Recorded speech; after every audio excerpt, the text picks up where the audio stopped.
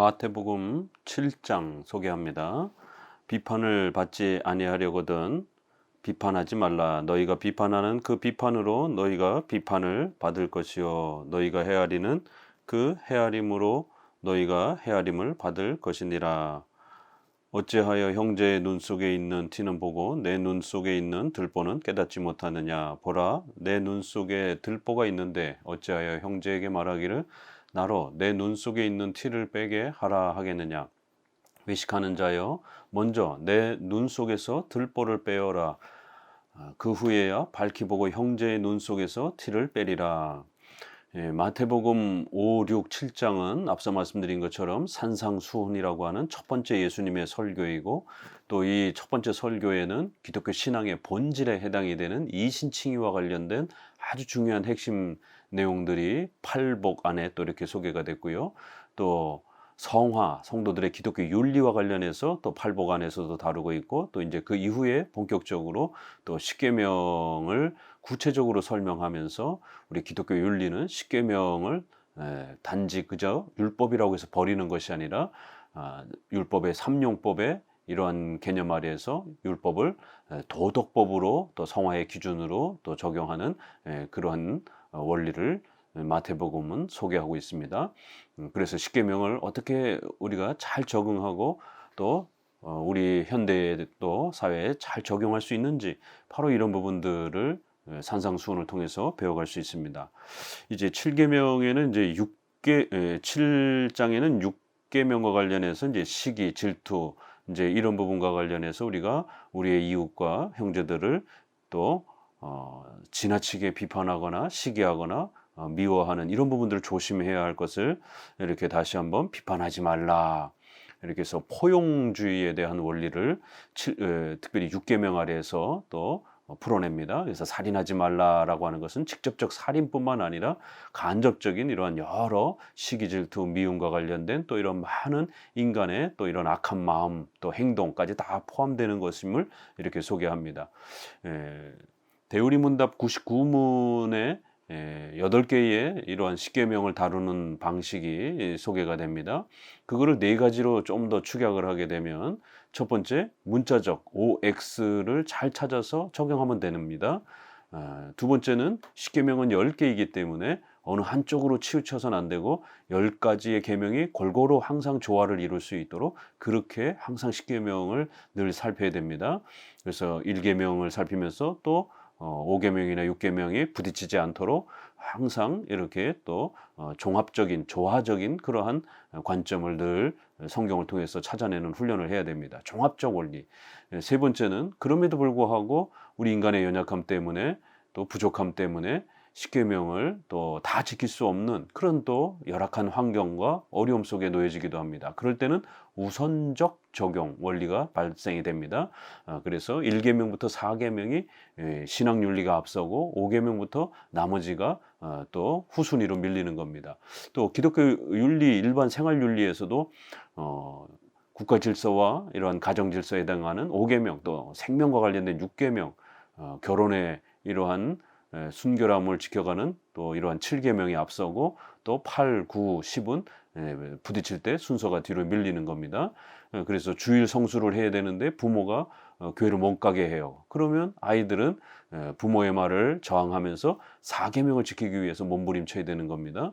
또 일반 윤리와 관련해서 생명의 위협을 받게 되면 군인이라든가 의사가 또 이렇게 적군의 포로가 된다든가, 또 환자를 대할 때 있는 그대로 9계명의 이러한 정직함을 다 쏟아낼 수 없는 것처럼 군인은 또 자신의 이러한 군인으로서의 또 이런 의무와 책임을 지키기 위해서 거짓말에 대한 이러한 부분들을 또 허용할 수밖에 없는 것입니다. 너의 임무가 뭐냐라고 말할 때 그거를 낱낱이 적에게 다 말할 수는 없는 것이죠. 이렇게 십계명은 또 우선적 원리가 있습니다. 그리고 마지막에는 문자적으로 좀 더 세밀하게 다루지 않는 부분들은 일반 은총을 사용해서 우리의 양심 아래에서 기독교인의 사려 분별을 가지고 판단하는 양심적 판단, 이렇게 해서 우리는 일반 은총의 이러한 많은 내용들이 십계명에 직접 부딪히지 않으면 그런 부분들을 좀 더 이렇게 포용적으로 수용하면서 양심적으로 판단하면 되는 겁니다. 김치찌개를 먹을지 된장찌개를 먹을지 성경은 어디에도 없습니다. 그건 우리 형편에 맞게 우리가 우리의 기호에 맞게 양심적으로 그렇게 판단하면 되는 거예요. 이런 아주 놀라운 십계명의 이러한 그 적용 원리들은 부지런히 배워가야 됩니다. 이것이 장로교가 이해하는 십계명의 아주 놀라운 그러한 또 이해요, 또 해석 방식입니다. 그래서 앞부분에 비판하지 말라라고 하는 이제 이 부분에서도 분명히 우리가 요한복음 7장 24절 이런 데를 보게 되면 판단할 때 공의로 판단해라. 사람을 외모로 판단하지 말고 바르게 판단해라. 또 판사라든가 이러한 공무직에 있는 이런 사람들은 또 돈이나 뇌물을 받고 판단하지 말고 공의와 올바르게 합법적으로 이렇게 판단해라. 이렇게 해서 우리가 판단할 수 있는 이런 또 공무적 그러한 합법성이 있고, 또 우리가 진리를 지키기 위해서 이단으로부터 진리를 지키기 위해서 이단의 이러한 신학적 설교와 해석들을 철저하게 비평, 또 판단 이런 건 우리가 얼마든지 할 수 있습니다. 여기 7장 앞부분에서 말하는 것은 험담, 비난 이렇게 합당한 근거 없이 또 국가적인 이러한 또 질서에 벗어나서 상대방의 명예와 상대방의 생명과 재산을 빼앗기 위해서 함부로 그렇게 막 비난에 해당이 되는 이러한 부분을 금지시키는 것입니다. 우리가 정당한 신학적 비판은 할 수 있습니다. 그러나 상대방의 인격을 비난하는 방식으로 그렇게 토론해서는 안 되는 것입니다. 그렇기 때문에 비판과 비난을 이렇게 조금 구별해 보면 사실 다 같이 쓰여지는 단어지만 우리가 좀 더 비난은 좀 더 이렇게 나쁜 의미로서 조금 더 쓰여질 수 있다라면 뭐 판단, 분석, 비평, 논평, 비판단 뭐 이런 정도는 이렇게 우리가 조금 더 수용할 수 있는 또 영역이 있는 것입니다. 그래서 또 번역에 있어서 비판, 비난을 한꺼번에 또 표현한다면 이건 조금 더 부정적인 의미고, 논평, 비평, 판단, 판결 뭐 이런 거는 조금 더 긍정적으로 또 허용이 되는 것입니다. 그래서 악의적인 목적으로 그렇게 상대방을 비난하려고 그렇게 하지 말고, 형제의 눈 속에 있는 그 작은 실수들을 끄집어내려고 하지 말고 오히려 우리 자신 안에 있는 큰 잘못들을 먼저 고려할 줄 알아야 된다. 그래서 항상 포용주의를 또 배려주의를 항상 육계명의 이러한 또 원리 안에서 또 잘 이해하고 또 우리 크리스천들은 그렇게 적용하며 살아가야 된다라는 겁니다. 그런데 놀라운 건 6절에 거룩한 것을 개에게 주지 말며 너희 진주를 돼지 앞에 던지지 말라. 그들이 그것을 발로 밟고 돌이켜 너희를 찢어 상하게 할까 염려하라. 이 웨스민스터 시절에 조지 길레스피라든가 이러한 장로교의 이러한 훌륭한 또 신학자의 목회자들은 이거를 교회 권징에 적용한 그런 구절이기도 합니다. 그래서 이단이라든가 이런 악한 자들과 우리 개혁주의 목회자들은 반드시 진리를 지키기 위해서 그 악한 자들과 싸워야 되고, 그 악한 자들을 권징해야 되고, 그 악한 자들이 진리를 남용하지 못하도록 하나님의 교회를 훼손하거나 교회를 모욕하지 못하도록 진리를 잘 지키는 이러한 또 열심을 가져야 된다라고 하는 그러한 내용으로 적용하기도 하고 사용하기도 했습니다. 교회 권징에 많이 사용된 구절이에요. 그러니까 6절에서는 오히려 비판하라라고 이렇게 소개를 하는 겁니다. 정확하게 판단해라. 이렇게 돼지와 같이 이렇게 진리를 망가뜨리고 교회를 망가뜨리는 이런 자들과 상대해서 이 진주를 훼손되지 않도록, 진리가 훼손되지 않도록 잘 판단하고 분별하고 그렇게 악한 자들의 잘못된 해석들을 또 비판할 줄 알아야 된다. 이렇게 진리를 지키기 위해서 이러한 또 올바르고 정당한 비판, 판단이 있다라는 것이. 그래서 앞 5절까지와 6절은 이렇게 아주 묘하게 대조를 이루면서 악의적인 방식으로의 비난은 잘못된 것이지만 또 국가법적인 질서 아래에서 재판이라든가 또 이런 변호를 하기 위해서 또 교회를 지키고 진리를 지키기 위해서 바르게 또 이단과 싸워가기 위해서 올바른 그러한 판단과 논평과 변증 또 이러한 싸움들은 또 허락되어 있는 것이다라는 것이에요. 이렇게 6계명을 이해하는 데 있어서 얼마나 다양한 방식들이 또 이렇게 펼쳐질 수 있는지를 봅니다. 7절 구하라 그리하면 너에게 주실 것이요 찾으라 그리하면 찾아낼 것이요 문을 두드리라 그리하면 너에게 열릴 것이니 구하는 이마다 받을 것이요 찾는 이는 찾아낼 것이요 두드리는 이에게는 열릴 것이니라. 너희 중에 누가 아들이 떡을 달라 하는데 돌을 주며 생선을 달라 하는데 뱀을 줄 사람이 있겠느냐. 너희가 악한 자라도 좋은 것으로 자식에게 줄 알거든. 하물며 하늘에 계신 너희 아버지께서 구하는 자에게 좋은 것으로 주시지 않겠느냐. 그러므로 무엇이든지 남에게 대접을 받고자 하는 대로 너희도 남을 대접하라. 이것이 율법이요 선지자니라. 그래서 이제 이 12절에서 이제 이 산상수훈이 결론적으로 또 이렇게 결론이 맺어지기도 합니다. 특별히 윤리와 관련된 기독교 윤리와 관련된 이제 이러한 부분에 있어서 너희가 남에게 받고자 하는 만큼 너희도 남을 대접하라. 또 너희가 남이 너한테 하기를 원치 않는 부분들을 또 너희도 남에게 하지 말아라. 이런 긍정, 부정 명령이 함께 다 포함되면서 십계명 전체는 결국 우리가 남을 그렇게 대접하는 데 있어서 우리가 받고 싶은 만큼 우리가 그렇게 또 대우를 받고 싶은 만큼 상대방을 또 우리도 정당하게 그렇게 대우해야 된다라는 것이에요. 그래서 내가 싫은 거면 상대방에게도 그 싫은 걸 하면 안 된다라는 것입니다. 그렇게 상대방에 해를 끼치지 않도록 항상 조심하면서 우리 크리스천들은 상대방을 배려하면서 이웃을 배려하면서 그렇게 살아야 된다라는 겁니다. 지나치게 이기주의적인 그런 개인주의적인 이러한 형태로 함몰되어서는 안 된다라는 것입니다. 그러면서 이제 잠깐의 기도에 대한 이러한 그 형태가 소개가 되지만 앞장 6장에서 기도가 소개가 되었고 여기서 이제 소개되는 기도는 좀 더 기도의 원리보다는 지금까지 이야기한 이런 십계명의 이러한 삶을 실천하기 위해서 열심히 기도하고 간구하라는 거예요. 그러면 비록 우리가 연약하고 부족해도 성령 하나님의 불강력적인 강력한 은혜를 통해서 이제 도움을 받을 것이다라는 거예요. 그래서 하늘에 계신 너희 아버지께서 좋은 것으로 우리에게 만족시켜 주실 것이다라는 겁니다. 이런 십계명을 실천하는 데 있어서 때로는 부족하고 실수도 하지만 계속해서 노력하게 되면 하나님께서 도와주셔서 하나님의 그 풍성한 좋은 열매들을 마음껏 누릴 수 있을 것이다라는 거예요. 그래서 구하라 그리하면 너희에게 주실 것이요 찾으라 그러면 너희가 찾을 것이요 두드리라 그러면 열릴 것이다라는 거예요.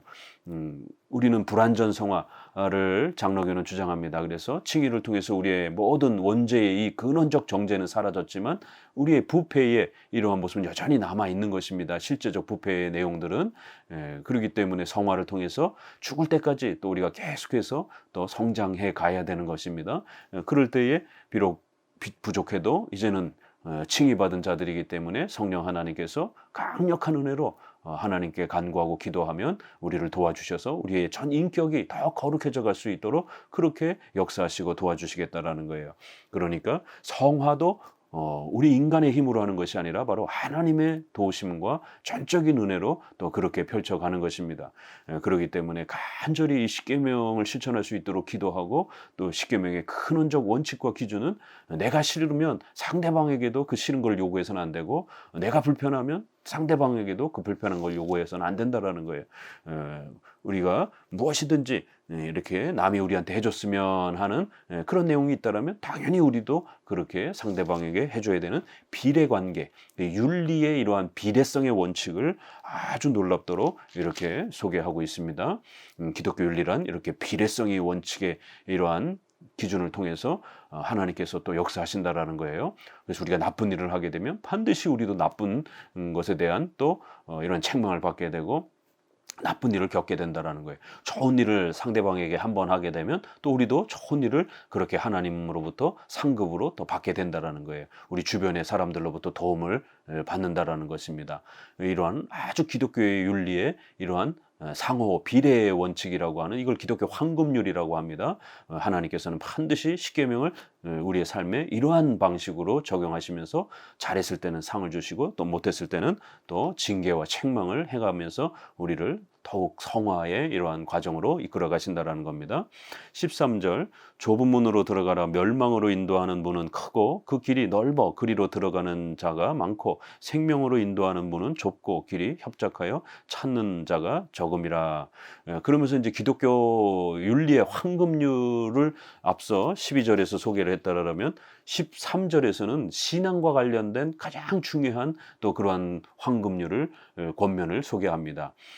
기독교 신앙이란 그렇게 부귀영화를 누리면서 세상에서 잘 먹고 잘 사는 이러한 물질적 그러한 풍요로움과 행복이 아니라는 겁니다. 기독교는 죄로부터의 이런 구원을 가르치는 이신칭의의 이러한 길을 가르쳐 주는 것이고 또 그러한 신자들은 반드시 하나님의 뜻을 따라 순종하며 살아가야 되는 우리 자신의 욕망과 싸워가면서 그렇게 살아가야 되는 것이 이것이 기독교의 본질이기 때문에 기독교의 이러한 신앙의 길과 윤리의 길을 쫓아오려고 하는 사람들이 많지 않다라는 거예요. 인간의 본능상 자기가 죄인이라는 걸 인정하지 않으려고 하고 또 자기의 죄대한 욕망을 끊어내려고 하는 이런 엄청난 자기 부정의 이러한 삶을 기쁘게 쫓아오려고 하지 않는다라는 겁니다. 그렇기 때문에 좁은 문으로 들어가라는 것이 비록 이것이 힘들고 어려운 길이라 할지라도 이것이 살 길이라는 겁니다. 구원의 길이라는 것입니다. 그래서 세상 사람들처럼 그렇게 부귀영화만을 쫓아가서 사는 게 아니라 그런 넓은 길로 갈 것이 아니라 비록 힘들고 어려워도 예수 그리스도를 찾고 예수 그리스도 앞으로 나와 우리의 모든 죄를 회개하고 그렇게 예수님을 바라보는 이러한 좁은 길로 가는 것이 기독교의 본질이라는 것이에요. 또 십계명을 실천하며 가면서 우리의 죄악된 욕망과 싸워가는 바로 이것이 구원의 길이라고 설명하는 겁니다. 생명의 길이라고 이야기하는 것입니다. 그래서 기독교의 이러한 성질을 불신앙을 넓은 길, 신자의 신앙의 성격을 좁은 길, 이렇게 믿음을 소유한 것이 좁은 길로 이렇게 소개하고 불신앙의 이러한 모습을 넓은 길로 이렇게 소개를 합니다. 그러면서 이제 마지막 권면을 한 번 더 합니다. 15절에 거짓 선지자들을 삼가라 양의 옷을 입고 너희에게 나오나 속에는 노략질하는 일이라 그들의 열매로 그들을 알지니 가시나무에서 포도를 또는 엉겅퀴에서 무화과를 따겠느냐 이와 같이 좋은 나무마다 아름다운 열매를 맺고 못된 나무가 나쁜 열매를 맺나니 좋은 나무가 나쁜 열매를 맺을 수 없고 못된 나무가 아름다운 열매를 맺을 수 없느니라 아름다운 열매를 맺지 아니하는 나무마다 찍혀 불에 던져지느니라 이러므로 그들의 열매로 그들을 알리라. 이제 마지막 권면을 한 번 더 하면서 이러한 기독교의 본질, 신앙과 관련된 이신칭의 또 성화와 관련돼서 우리 크리스찬들은 자기 부정을 하면서 자신의 욕망과 죄와 싸워가면서 우리의 전 인격을 성장시켜 가야 하는 이러한 기독교의 성화, 이것이 기독교의 본질입니다. 그런데 이것을 망가뜨리면서 곡해하면서 마치 기독교는 부자가 되는 것처럼 무슨 이상한 방언하고 신비 체험하면서 은사 체험하는 것처럼 또 무슨 사회정의나 이러한 복지국가를 만드는 정치 신념에 함몰되는 것처럼 그렇게 목사들이 복음을 망가뜨리면서 복음을 곡해하는 이러한 일들이 오늘날도 벌어지고 있습니다. 거짓 선지자들을 삼가라 복음을 가르치지 않고 그렇게 복음을 먹고 사는 그러한 물질적 행복으로 또 무슨 종교 체험으로 또 정치적 그러한 어떤 선동과 그러한 구호로 이렇게 복음을 망가뜨리는 이러한 악한 자들을 조심하라는 것이에요. 양의 옷을 입고 그렇게 나와서 마치 참된 목회자인 것처럼 다가오지만 결국 이리 때리라는 것입니다. 성도들의 마음들을 망가뜨리고 복음을 망가뜨려서 결국 이신칭의 죄사함 받는 이러한 위대한 구원의 이러한 복음의 은혜들을 망가뜨리고 소개하지 않고 기독교를 돈 버는 종교로 또 기독교를 이상한 체험을 하면서 아주 몰상식하고 그런 마치 자기가 신이 된 것처럼 그렇게 아주 반문화적인 그런 형태로 이상한 그러한 삶을 금욕주의적인 이런 삶을 살도록 요구하는 이런 많은 오늘날 거짓된 종교 지도자들의 이러한 모습들이 얼마나 많습니까? 그렇기 때문에 마태복음에서 소개한 이러한 산상수훈에서 이신칭의를 가르치는 것과 십계명을 따른 기독교 윤리를 바르게 가르치는 이러한 것이 참된 선지자의 가르침이요 기독교 복음의 핵심이라는 것입니다. 그랬을 때 그들의 열매로 그들을 우리는 평가할 수 있고 잘 분별해야 된다라고 말하는 겁니다. 그래서 좋은 나무는 좋은 열매를 맺고 나쁜 나무는 나쁜 열매를 맺을 수밖에 없다라는 것입니다. 그래서 악한 종교 지도자들이 무엇을 가르치고 또 어떻게 행동하고 삶을 살아가는지 전체적인 것을 그들의 열매로 그들을 살펴봐야 된다. 이러면서 참된 목회자와 거짓된 목회자들을 분별할 줄 알아야 된다는 거예요. 참된 복음과 거짓된 복음을 잘 분별할 줄 알아야 된다는 것입니다. 그렇기 때문에 이제 그 뒷부분에도 나더러 주여 주여 하는 자마다 천국에 들어갈 것이 아니요 21절에 다만 하늘에 계신 내 아버지의 뜻대로 행하는 자라야 들어갈니라. 그날에 많은 사람이 나더러 이르되 주여 주여 우리가 주의 이름으로 선지자 노릇하며 주의 이름으로 귀신을 쫓아내며 주의 이름으로 많은 권능을 행하지 아니하였나이까 하리니 그때 내가 그들에게 밝히 말하되 내가 너희를 도무지 알지 못하니 불법을 행하는 자들아 내게서 떠나가라 하리라. 그러므로 누구든지 나의 이 말을 듣고 행하는 자는 그 집을 반석 위에 지은 지혜로운 사람 같으니니 비가 내리고 창수가 나고 바람이 불어 그 집에 부딪히되 무너지지 아니하나니 이는 주추를 반석 위에 놓은 까닭이요 나의 이 말을 듣고 행하지 아니하는 자는 그 집을 모래 위에 지은 어리석은 사람 같으니 비가 내리고 창수가 나고 바람이 불어 그 집에 부딪힘에 무너져 그 무너짐이 심하니라. 그렇기 때문에 거짓된 목사들은 복음을 가르치지 않고 이신칭의를 가르치지 않고 기독교 윤리인 십계명을 안 가르치고 뭘 가르친다고요? 주여 주여 하면서 이렇게 목회자 흉내를 내고 있지만 그렇게 또 선지자 노릇을 하면서 설교도 하고 또 귀신을 내쫓는 이런 엄청난 또 초자연적인 어떤 이상한 기적을 행하기도 하고 이런 권능을 또 행하면서 사람들의 이런 인기를 끌면서 사람들을 많이 또 그렇게 자신에게로 데려간다라는 것이 자신이 주목받도록 한다라는 것이에요. 그러나 이들은 주님의 이름으로 아무리 설교를 많이 해도 또 주님의 이름으로 희한한 그런 종교 체험과 이상한 은사 체험들을 아무리 많이 행한다 할지라도 결국 이들은 거짓된 목사라는 것이에요. 왜냐하면 불법을 행하는 자들이라는 겁니다. 법대로 그렇게 가르치지 않았다라는 것이에요. 불법의 반대말은 합법적인 그런 하나님이 정해주신 복음, 바로 그 복음의 핵심인 이신칭의와 이런 기독교 윤리를 바르게 가르치지 않고 불법적인 그런 형태로 돈을 버는 게 복음인 것처럼 신비 체험을 하는 게 복음인 것처럼 또 사회 정의와 정치를 만드는 게 복음인 것처럼 이렇게 불법적으로 하나님의 올바른 그러한 복음의 본질을 망가뜨리고 훼손했다라는 것이에요.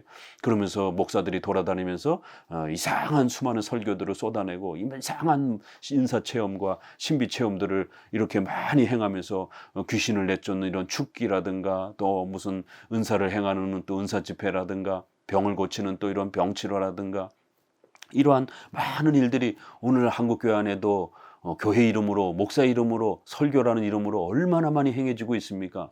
더더구나 그 유명한 순복음교회 조영규 목사 같은 경우도 삼박자 축복이라고 하는 이런 해괴망측한 형태로 복음을 망가뜨려서 결국 예수님을 믿으면 내 영혼이 잘 되면 범사에 잘 되고 부자가 되고 우리의 영혼이 강건해진다. 반드시 병치료 받는다. 그래서 예수님을 믿으면 부자가 되고 병고침을 받는다. 이렇게 세 가지 축복을 받는다. 이렇게 기독교 복음을 망가뜨려서 결국 교회를 신비주의, 샤머니즘으로 물질주의로 망가뜨린 것입니다. 그러면 거꾸로 병이 낫지 않으면은 그럼 구원 못 받은 겁니까? 부자가 안 되면 그럼 구원 못 받은 겁니까? 이런 일이 벌어지잖아요. 기독교 복음은 오직 예수 그리스도를 믿음으로 구원받는 것입니다. 죄사함 받는 것이 바로 이 신칭의의 비밀을 가르쳐 주는 겁니다. 그리고 그 신자들은 칭의받은 자들은 그 열매가 비록 부족해도 기독교 윤리의 기준인 십계명을 따라서 전 인격적으로 그 인격이 변화되고 성장하는 것이지 떼굴떼굴 구르면서 막 이상한 체험을 하고 소리 지르고 그렇게 무슨 환상과 예언을 봤다 그러면서 막 이 인생의 어떤 이러한 점을 치듯이 그렇게 미신적으로 이렇게 살아가는 게 아닙니다. 기독교인들의 인격이 자라가는 것입니다. 이상한 체험을 많이 쌓아가는 게 아니라 전 인격이 십계명을 따라서 성장하고 그렇게 만들어져 가는 것. 이게 기독교라는 것이에요. 그래서 이신칭의를 훼손하는 것, 십계명의 이러한 전 인격의 이런 부분들을 훼손하는 것, 바로 이것이 악한 목회자요, 악한 거짓 선지자들이라는 거예요. 그리고는 이신칭의와 십계명의 기독교 윤리를 안 가르치고 온갖 이상한 체험과 귀신을 내쫓으며 병치료하면서 이러한 은사 집회를 하면서 마치 그게 교회인 것처럼, 그게 마치 능력 있는 목사인 것처럼, 그게 마치 성령의 어떤 그러한 역사인 것처럼 이렇게 성령의 역사를 그렇게 망가뜨린다라는 것입니다. 오늘날도 과거의 중세시대 로마 가톨릭 사제들이 그렇게 기름을 바르고 성수를 뿌리고 십자가를 대고 귀신을 내쫓고 병자를 치료한다라면서 아주 샤머니즘으로 이렇게 행하면서 기독교를 샤머니즘 미신화시켰습니다. 그런데 오늘날 수많은 이런 신비주의, 경건주의, 은사주의자들이 제2 성령 세례 또 이런 걸 주장을 하면서 은사체험과 신비체험을 해야 그게 진짜 크리스찬이다 이러면서 그게 진짜 성령의 능력이다 그러면서 괴상한 소리를 지르고 괴상한 체험을 하고 막 땅바닥에 그렇게 성령에 임했다 그러면서 떼굴떼굴 굴르고 전기 체험한 것처럼 몸을 가누지 못하고 막 쓰러져서 떼굴떼굴 굴르고 이렇게 기독교가 아주 야만적인 형태로 이신칭의를 안 가르치고 기독교 윤리를, 인격이 성장하는 윤리를 안 가르치고 이렇게 은사체험과 신비체험의 이러한 신비주의 형태로 결국 기독교를 변질시키는 이러한 악한 자들은 불법을 행한 자들이라는 거예요. 아무리 그들이 주님의 이름으로 그런 희한한 일들을 행한다 할지라도 왜요? 그들은 사탄도 데살로니가 전서에 있는 것처럼 2장 7절, 8절, 9절에 있는 것처럼 사탄도 거짓 이적과 기사를 행한다라는 겁니다. 영적 존재이기 때문에 그렇기 때문에 교회 안에서 그런 희한한 일이 일어났다고 무조건 다 성령의 역사가 아니라 그런 부분들을 악하게 그렇게 펼치게 되면 결국 거짓 선지자로 또 악한 영이 그렇게 또 사람들을 미혹하기 위해서 행하는 그런 일이 될 수 있는 것입니다. 그래서 크리스찬들은 절대로 그러한 미신적이고 샤머니즘적인 이런 형태의 유혹되거나 또 거기에 관심을 가져서는 안 되는 것입니다. 불법을 행한 자들이라는 거예요. 내게서 떠나가라. 나는 너희를 도무지 알지 못한다. 라고 이렇게 어마어마하게 책망합니다. 근데 이 목사들이 주님의 이름으로 이런 엄청난 일들을 행한 겁니다. 오늘날의 수많은 교회들 속에서 이런 일들을 어마어마하게 하면서 마치 자기들이 성령의 충만함을 받은 것처럼 성령이 역사한 것처럼 말하지만 다 가짜일 수 있다는 거예요. 불법, 합법적으로 성경이 가르쳐준 대로 이신칭의와 십계명을 따라 기독교의 본질이 바르게 세워져 있지 않으면 그런 모든 것들은 가짜가 된다는 겁니다. 도무지 알지 못한다는 거예요. 너 마음대로 그러한 이상한 집회를 하고 다닌 것이지 예수님이 세우신 보내신 목사가 아니라는 겁니다. 내가 너희를 도무지 알지 못한다라는 거예요. 바로 이 말을 듣고 행하는 자. 그래서 마지막에는 반석 위에 지은 집, 모래 위에 지은 집 아주 쉬운 비유를 하잖아요. 그래서 이 말을 듣고 행하는 이러한 자. 이 말이 뭡니까? 지금 산상수훈에서 이야기했던 바로 팔복에서 이야기했던 반은 이신칭의와 관련된 구원의 복음을 말하는 것이고 또 반은 복음의 결과인 바로 성화의 기독교 윤리의 십계명의 이러한 혜택과 은혜를 말하는 것입니다. 그래서 다시 한번 이렇게 얼마나 소중한 기독교 윤리의 또 이러한 부분들 이신칭의 복음을 지켜가는 것인지 소중한 것인지를 다시 한번 깊이 정리해 두셔야 됩니다. 그러면서 조금 우리가 더 조심해야 되는 것은 이러므로 그들의 열매로 그들을 알지니라 라고 하는 것은 이것은 칭의의 기독교 복음의 본질의 그 성격을 강조하는 것이지 이것을 또 최근에 감리교에서라든가 또 웨슬레라든가 또 그 교단 이름처럼 성결교, 성결, 이 열매를 지나치게 강조하는 것이에요. 또 이런 경건주의, 또 17세기에는 회중파의 이러한 또 청교도들이 이 구절을 문자 그대로 적용을 해서 그렇기 때문에 거짓 선지자와 참된 목회자를 구별하는 절대적 기준은 결국 성화다. 열매다 이렇게 또 극단적으로 적용을 한 겁니다. 그렇게 되면 어떤 일이 벌어지냐면 행위구원, 공로주의가 될 수가 있는 것입니다. 왜요? 결국 열매가 얼마큼 있느냐에 따라서 참된 목회자, 참된 성도 이러면 그런 열매가 아직 없는 이런 사람들은 결국 구원받지 못한 것처럼 그럼 여기서 지금 이야기하고 있는 것들은 여러 윤리의 이러한 성장들을 이야기하고 있는데 그러면 착하지 못하면 구원받지 못한 겁니까?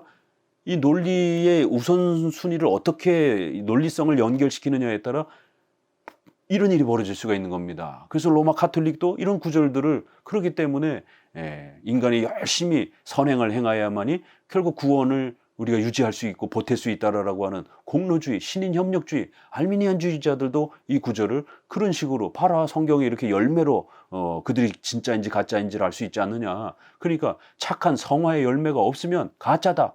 이걸 단도직입적으로 그렇게 적용해버리게 되면 결국 착해야만이 착한 모습이 반드시 명확하게 증명이 되어야만이 구원을 받는 이렇게 취급이 되는 겁니다. 결국 구원론이 깨지는 것이죠. 오직 믿음으로 구원받는다. 우리가 성화는 아직 부족해도 오직 믿음으로 바르게 성경에서 가르치는 예수님에 대해서 올바른 신앙 고백이 있으면 구원받는 거예요. 그리고 성화의 열매는 아직 이렇게 불완전 성화 형태로 남아있는 겁니다. 그런데 감리교라든가 회중파라든가 완전 성화를 강조를 합니다. 바로 이런 부분에서 이 구절을 잘못 이해한 것입니다. 그래서 알미니안주의의 구원론이 우회적으로 다시 들어와 버리게 되는 공로주의와 이러한 선행 구원이 우회적으로 들어오는 이런 실수를 한 겁니다. 그럴 때 장로교는 여기서 말하는 그들의 열매로 그들을 알지니라 라고 하는 것은 얼마큼 착하냐에 따라서 그들이 구원자냐 불신자냐를 평가하는 그러한 구원의 절대적 기준을 이야기하는 게 아닌 것입니다. 이것은 절대적인 그런 진리의 어떤 구원의 유무를 판단하는 그런 부분이 아니라 칭의의 이러한 본질적 성격, 칭의를 얻은 자들, 구원받은 자들은 반드시 그 열매를 맺어가게 된다는 것이에요. 그래서 칭의와 성화는 불가분리의 관계에 있다는 거예요. 분명히 서로 다릅니다. 그러나 뗄래 뗄 수 없이 반드시 함께 가는 것이다라는 거예요. 그러나 그 열매가 얼마큼 맺어질 것인가는 항상 조심스럽게 평가해야 되는 거예요. 그래서 우리는 불완전 성화를 이야기하는 겁니다. 바르게 신앙 고백을 통해서 칭의를 받은 자들이라 할지라도 아직 그 인격적인 착함이 성숙함이 덜 나타날 수 있는 겁니다. 그러면 덜 나타났다고 해서 그들이 구원받지 못했다? 이렇게 말하면 큰일 나는 것이죠. 이걸 역으로 적용하게 되면 큰일 나는 것입니다. 그래서 여기서 말하는 것은 칭의의 기독교 본질의 그 근원적 원칙, 칭의와 성화는 함께 가는 것이다라는 거예요.